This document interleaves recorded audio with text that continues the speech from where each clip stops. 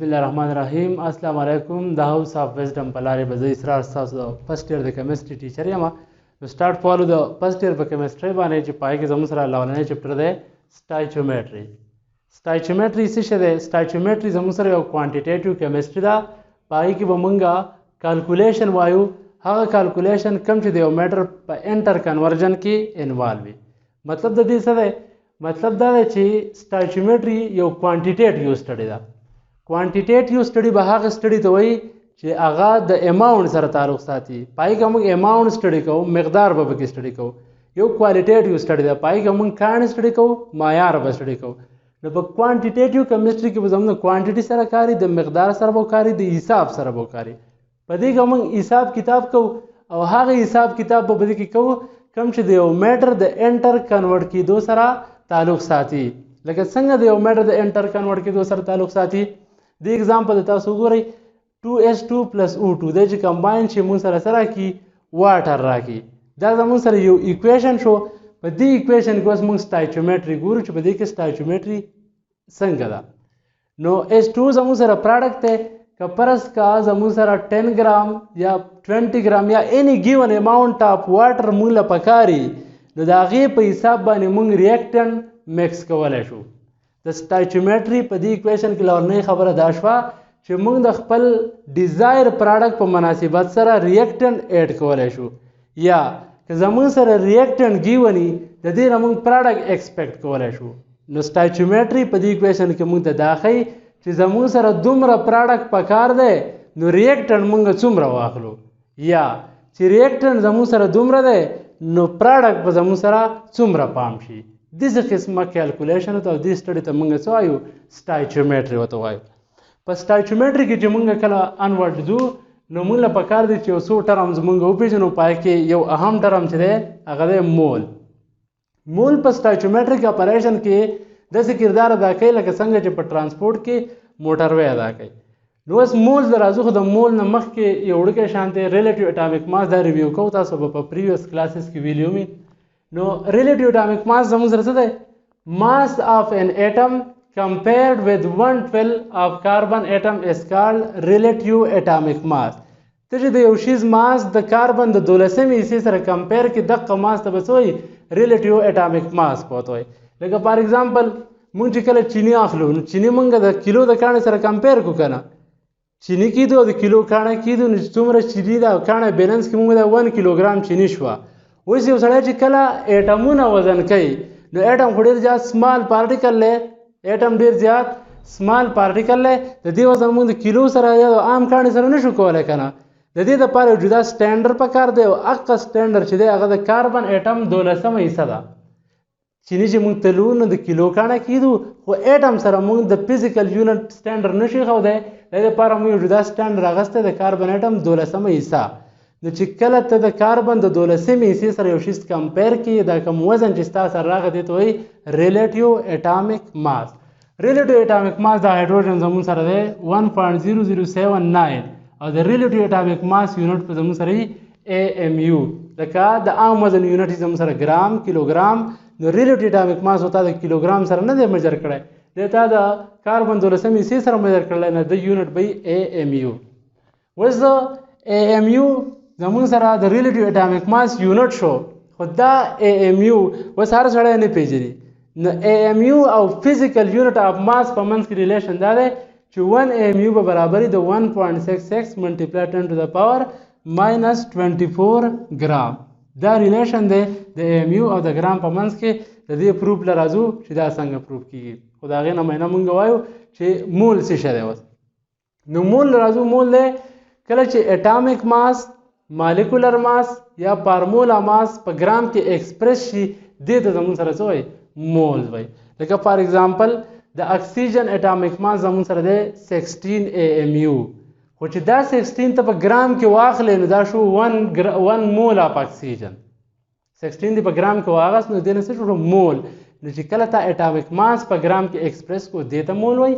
یا د H2 مالیکولر ماس دی 18 AMU، خو چې کله دا تا د AMU په ځای په ګرام کې واغستو نو دې ته بیا څه وایي؟ مول. نو 18 ګرام از 1 مول اف واټر. نو مالیکولر ماس تا په ګرام کې ایکسپریس کړو دې ته څه وایي؟ مول ورته وایي.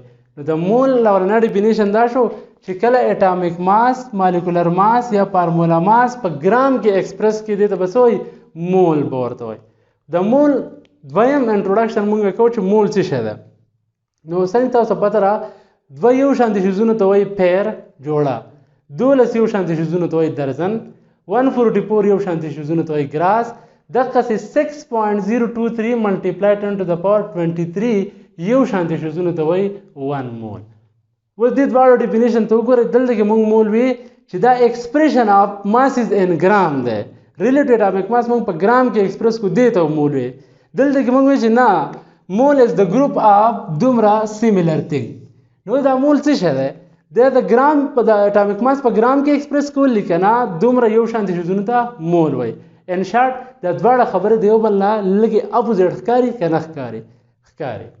نو د دې انسر دا دی چې کله ته اټامیک ماس د ایم یو په ځای کې د ایم یو په ځای باندې په ګرام کې ایکسپریس کې لکه فار ایگزامپل د کاربن وزن زموږ سره دی ریلیټیو اټامیک ماس دی 12 ایم یو. نو د کاربن به موږ ایکسپریس کوو 12 ګرام. نو ایم یو ما په څه کې ایکسپریس کو؟ په ګرام کې مې ایکسپریس کو. اوس ایم یو او ګرام دا یو شانتي یونټ خو نه دي. ایم یو ډېر زیات سپک دی او ګرام ډېر زیات دروند دی. نو زه د 12 سره د ایم یو په ځای باندې ګرام په هوا باندې نشم لیکلی. مونږ ډایرکټ د دې 12 ایم یو په ځای باندې 12 ګرام نشو لیکلی. د ایم یو په ځای باندې مونږ اله ګرام لیکلی شو چې کله مونږ د سنګل پارټیکل په ځای باندې 6.023 ملټیپلای 10 to the power 23 particle consider کو. نو 12 mu is the mass of single carbon while 12 gram is the mass of دومره carbon. نو د دې نه دا خبره پروف شوه که ته mu په ګرام کې ولیکې د دې انډایرکټ مطلب دا دی چې تره سنګل په ځای دومره پارټیکل کنسیډر کو. نو که mu د ګرام ته واړو دا هم مول شو او که دومره یو شانتي څیزونه دي کنسیډر کو دا هم مول شو. نو دا زموږ سره د مول دواړه خبرې راغلې. اوس په یو ګیون مول کې دا دومره نمبر چې کوم دی دا یو نمبر د کوم ځای نه راغی؟ په یو مول کې دا فکس نمبر چې کوم موږ اخلو دا موږ ولې اخلو؟ نو دا یو ایټالین ساینټسټو امیډو ایوګاډرو او دا داسې چل کړی چې نمبر اف پارټیکل پریزنټ ان 1 مول اف ا سبسټنس چې دی هغه به همیشه د 6.023 ملټیپلای 10 to the power 23 برابر وي. د ایوګاډرو نمبر زموږ سره څه شو؟ په یو مول کې چې څومره پارټیکل دقه تعداد ته ایوګاډرو نمبر د دې ویلیو دا به همیشه پیکسي ډینوټ کېږي په ان ای باندې. ایوګاډرو نمبر ورته ځکه وایي چې په لاولني پیر باندې د ایکسپریس کړی. ښه اوس زموږ سره دا ایوګاډرو نمبر وشو چې دا څه شی دی او د دې ویلیو د کوم ځای نه راغلی. اوس زموږ سره دوه خبرې دي. یو دا دی چې 1 AMU د دومره ګرام څنګه برابر دی د دې پروف څنګه دی. نو څنګه چې تاسو پته ولګېده چې 12 gram is the mass of 6.023 multiplied 10 to the power 23 carbon atom. د دومره کاربن وزن دی 1 ګرام. نو د 1 کاربن وزن به زموږ سره څومره شي؟ د 1 کاربن وزن به شي 12 divided by 6.023 multiplied 10 to the power 23. صحیح ده؟ نو د 1 کاربن وزن به زموږ سره راشي 1.99 multiplied 10 to the power minus 23. اوس 1 کاربن دغه موږ ایمیو نه وایو. د کاربن چې 12مه حصه موږ واخلو کاربن چې موږ په 12 باندې ډیوایډ کړو دې ته موږ څه وایو؟ دې ته به موږ 1 AMU وایو. صحیح ده؟ نو اوس دا کاربن چې په 12 ډیوایډ کړي دا به زموږ سره شي 1 AMU او چې دا سره هم دغسې په 12 ډیوایډ کړو دې نه به راشي 1.66 multiplied 10 to the power minus 24 ګرام. دا پروف شوه چې 1 AMU به د دومره ګرام برابر. اوس ګرام اټم څه دی؟ نو سنګل اټم ویټ کول یا د سنګل اټم ډیل کول دا انتهایی ډیفیکلټ کار دی. نو ساینټسټ د سنګل اټم په ځای باندې ولګي دومره پارټیکل کنسیډر کړي. نو چې کله د سنګل په ځای باندې دومره پارټیکل کنسیډر شي دې ته څه وایي؟ ګرام اټم. ګرام اټم از آلسو کالډ مول. ګرام اټم ته هم دویم نوم څه وایي؟ مول. نو ګرام اټم آف اکسیجن به زموږ سره 16 ګرام برابري.